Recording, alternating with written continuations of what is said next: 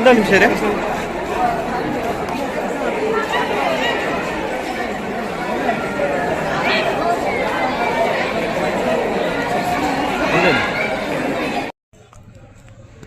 ಪ್ರಗತಿ ಸಂಯುಕ್ತ ಪ್ರೌಢಶಾಲೆಯಲ್ಲಿ ವಿಜ್ಞಾನ ಮೇಳ.